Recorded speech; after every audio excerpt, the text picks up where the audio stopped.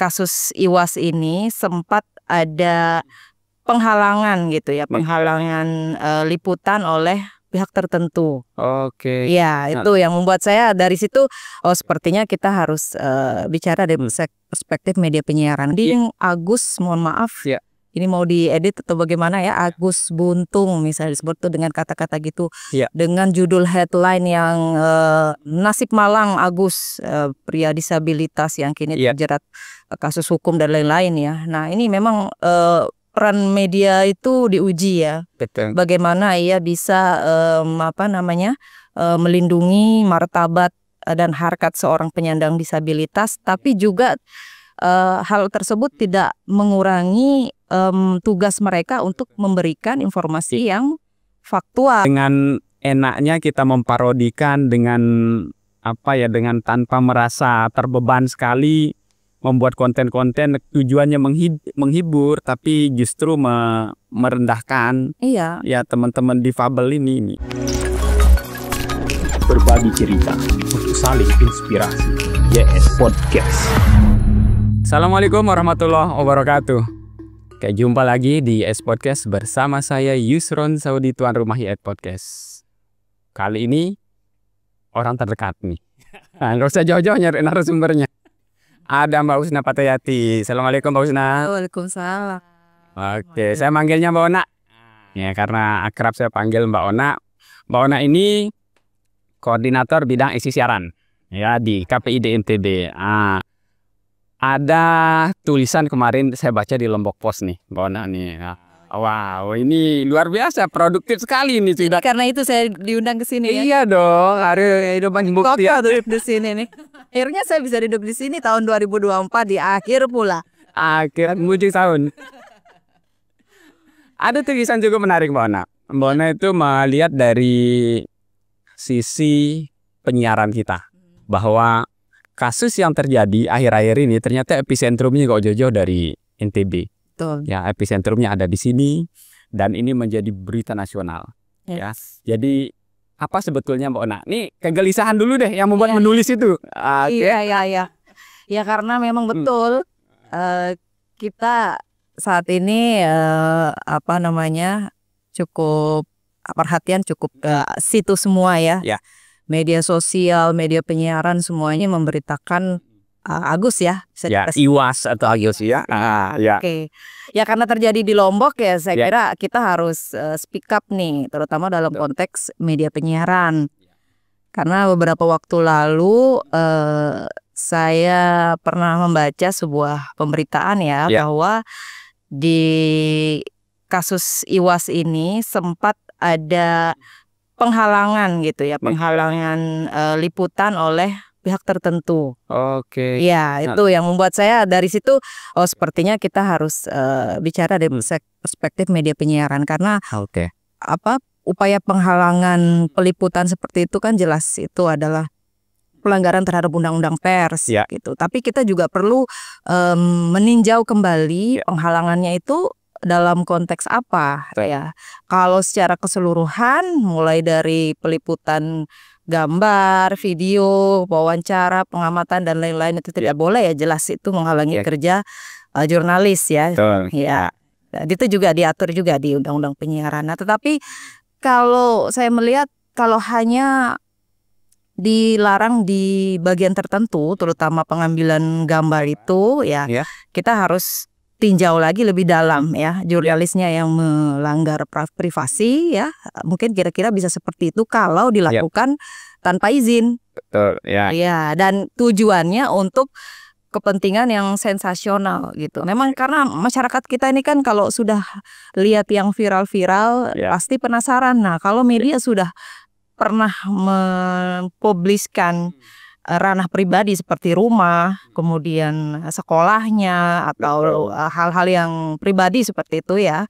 Nah itu biasanya orang jadi memancing orang-orang itu jadi pengen datang, pengen lihat ya, pengen cari tahu ya sih, kadang pengen oh ini tuh rumahnya si IWAS, ini tempat kuliahnya gitu. Nah ini kita mengkhawatirkan nanti malah justru ada kerugian yang ditimbulkan terutama dari pihak-pihak terdekat seperti keluarganya, mungkin tetangganya nggak nyaman, atau sampai mungkin pimpinan lembaga pendidikannya juga akhirnya menjadi tidak kondusif ya. Dampak sosialnya juga sudah banyak ya, sangat kita rasakan ya. Sekarang juga di media sosial udah banyak sekali orang-orang yang kemudian memparodikan. Ya, aduh parah ini. Iwas ya, tiba-tiba tidak punya tangan gitu. Banyak itu, tidak hanya 1 dan 2. Dan kemarin melalui kanal pribadi saya ada yang mengeluh, dan itu dari difabel sendiri gitu. Nah, ya tentu ini juga perlu kita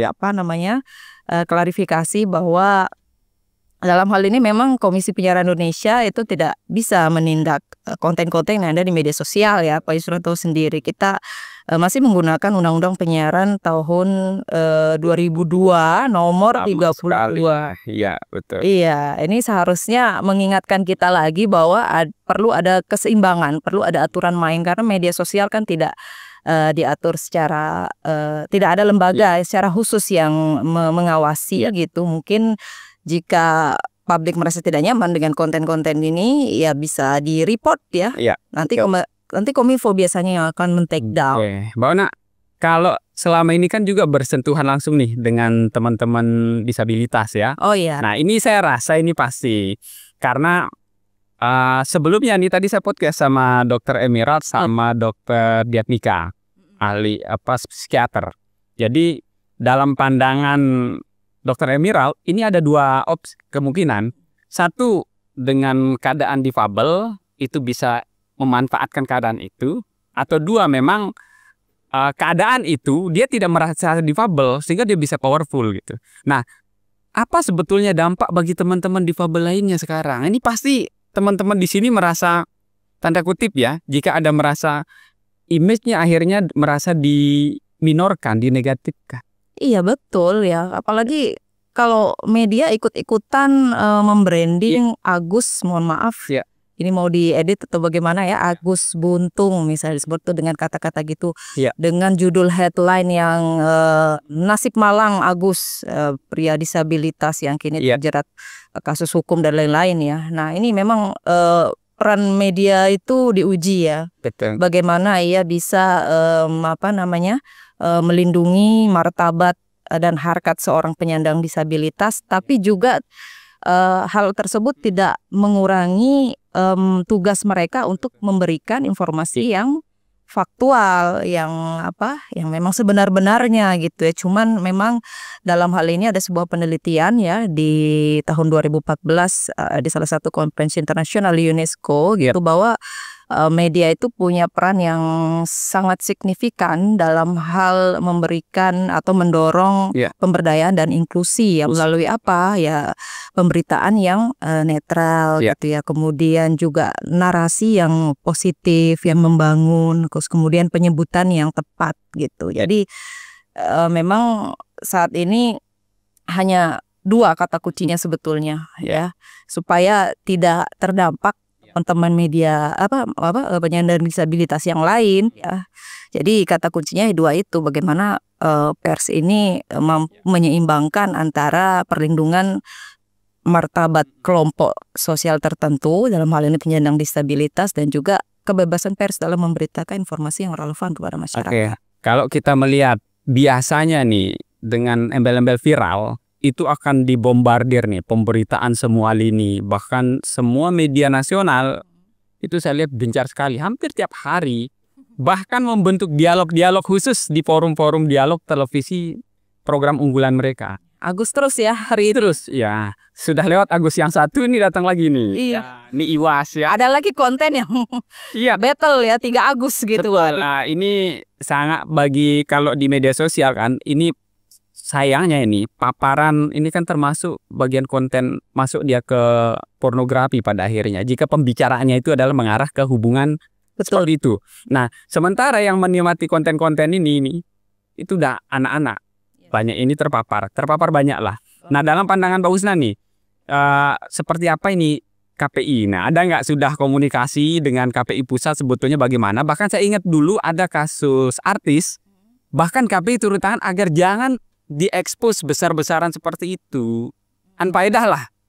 Tapi ternyata TV itu mengangkat bombardir terus. Iya, akhirnya ditegur juga kan. Iya, Salah satu reality show gitu kalau Iya. nggak salah ya. Beberapa waktu lalu belum lama. belum lama. Ya, betul. Iya, hostnya ikut joget-joget dan menirukan penyandang disabilitas tersebut. Ya Betul. tentu langsung disanksi. Nah inilah kalau KPI, KPID jelas ya. Kalau itu terjadi di televisi ataupun radio, kita bisa menindak gitu. Cuma memang saat ini media sosial belum menjadi ranah pengawasan kita, tetapi aturan-aturan yang dikeluarkan oleh KPI melalui pedoman perilaku penyiaran dan standar program siaran ini diatur di pasal 15 lembaga penyiaran itu dilarang melecehkan, menertawakan, menambah stigma gitu ya, dan juga di pasal 17 standar program siaran berlaku tidak hanya di program pemberitaan tapi semua program ya, termasuk hiburan, talk show dan lain sebagainya. Jadi udah sebetulnya cukup rigid ya, Betul. cukup detail diatur baik di KPI, bahkan di sini yang sekarang menjadi, saya tadi malam diskusi sama teman curhatnya Agus. Oh ya? Iya, jadi saya sebetulnya udah lama, kalau cuman tadi malam saya sempat hubungin, ada dia cukup, Agus ini sejak awal intens komunikasi, bahkan sempat mau ke sini podcast. Oh gitu.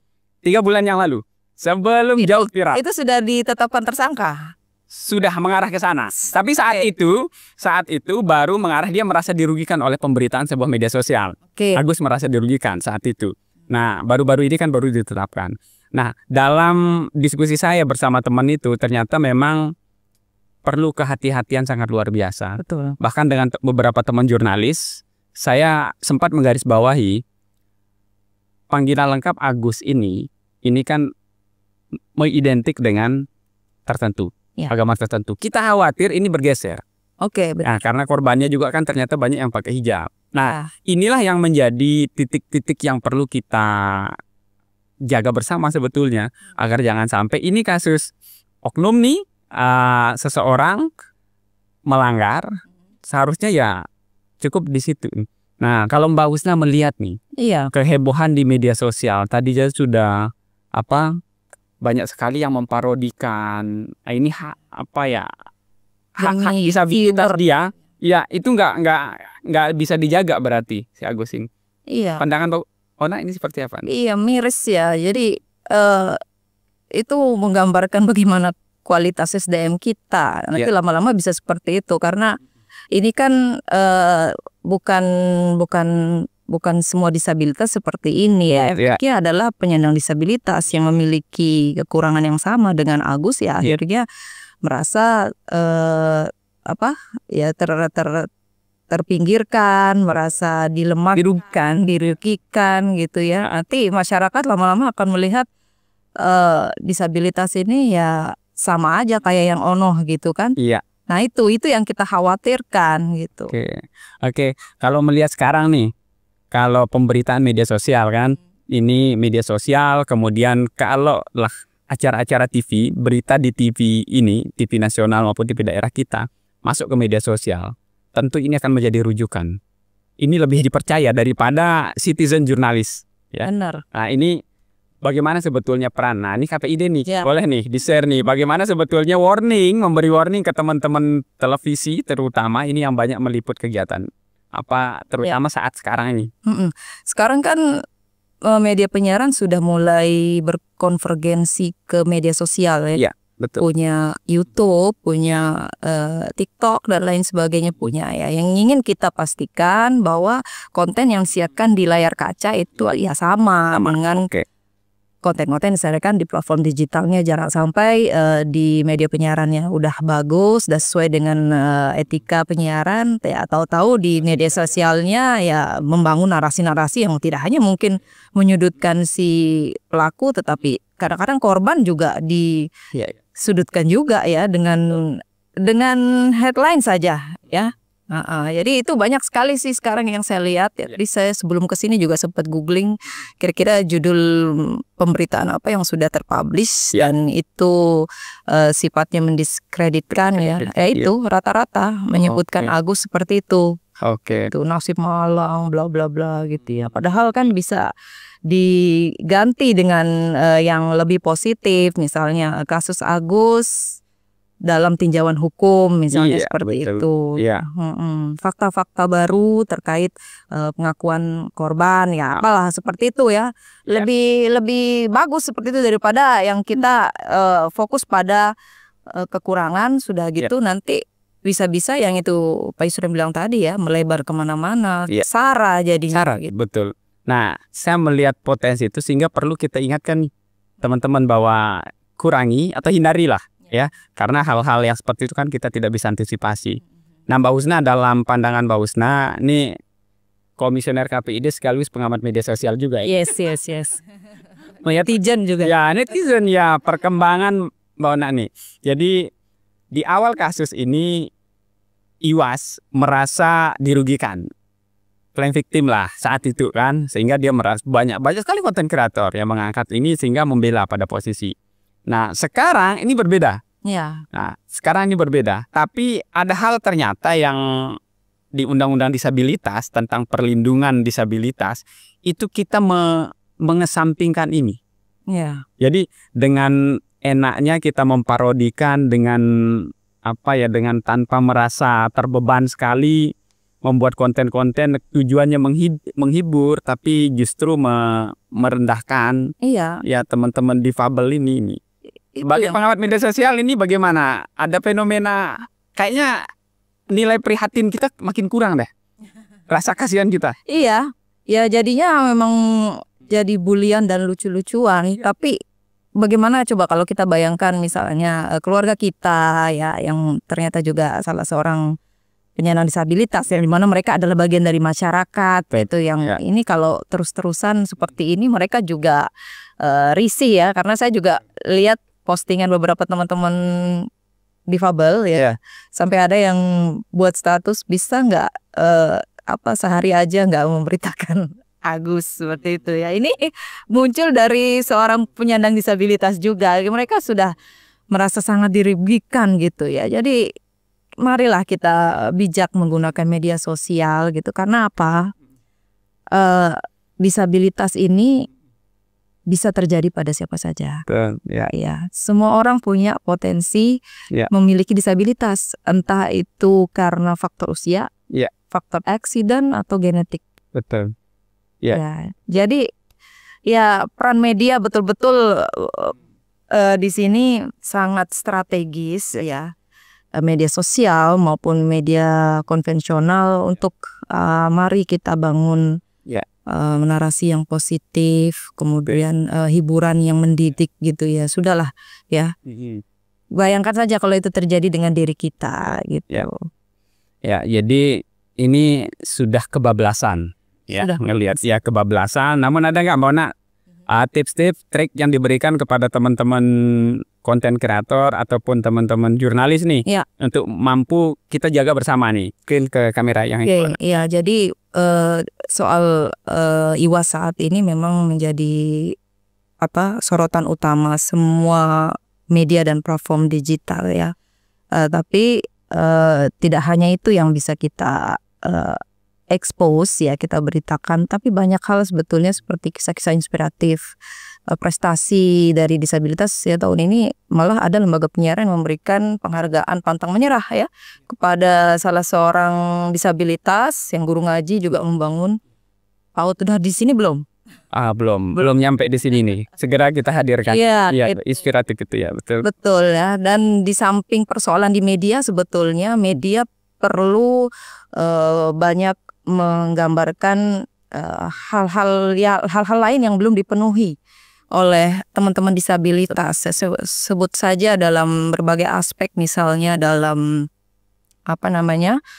pelayanan publik ya. Beberapa gedung layanan publik masih banyak yang belum memenuhi standar ya. Mungkin tahu kalau ada di setiap pintu masuk tuh ada yang namanya RAM atau bidang miring ya, untuk teman-teman kursi roda bisa naik ke atas. Nah, itu banyak bangunan di sini yang katanya terlalu curam, terlalu tinggi gitu.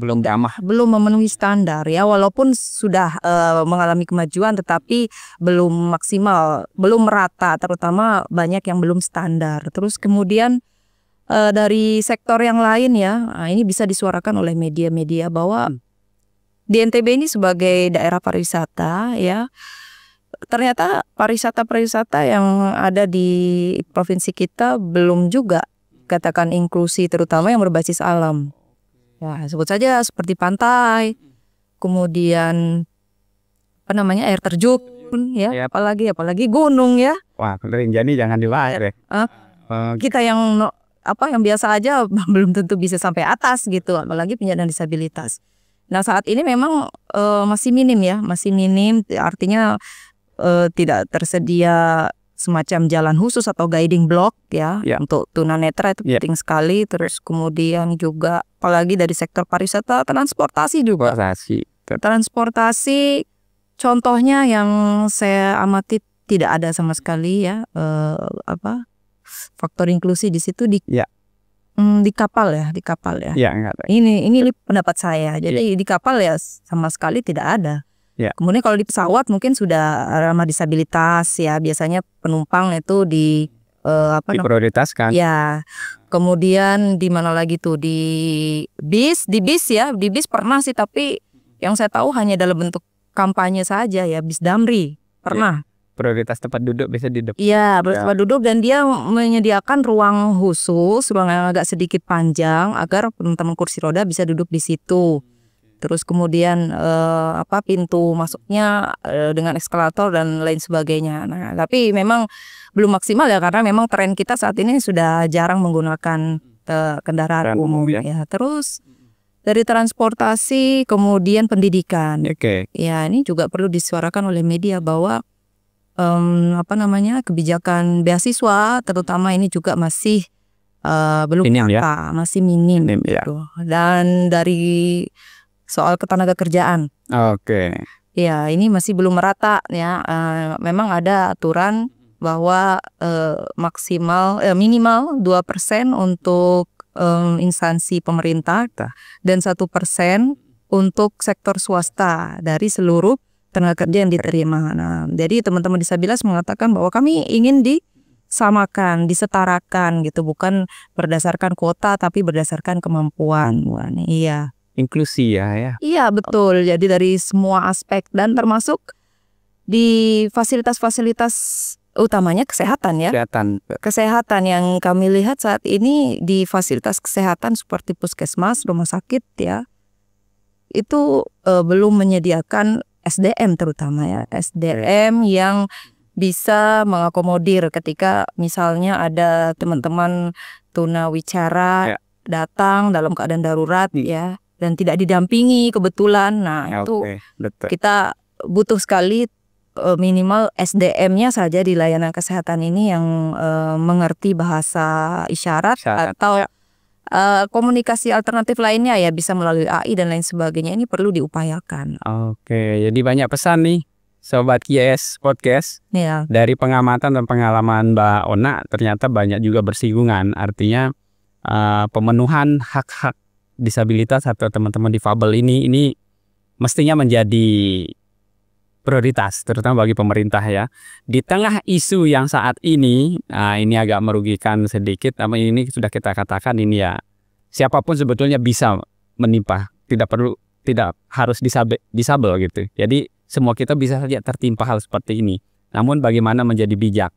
Nah, Mbak Ona, mungkin ya dari kasus ini teman-teman pers, teman-teman di lembaga penyiaran akan banyak belajar juga, beradaptasi dengan situasi saat ini. Sebagai closing statement Mbak Ona, silakan bisa disampaikan. Ya, ini salah satu gagasan dari saya pribadi ya, mungkin untuk pemerintahan yang baru di NTB ya, agar bisa mendorong hadirnya kota kabupaten yang ramah disabilitas, tentunya dengan indikator-indikator yang saya sebutkan tadi ya, itu bisa menjadi referensi.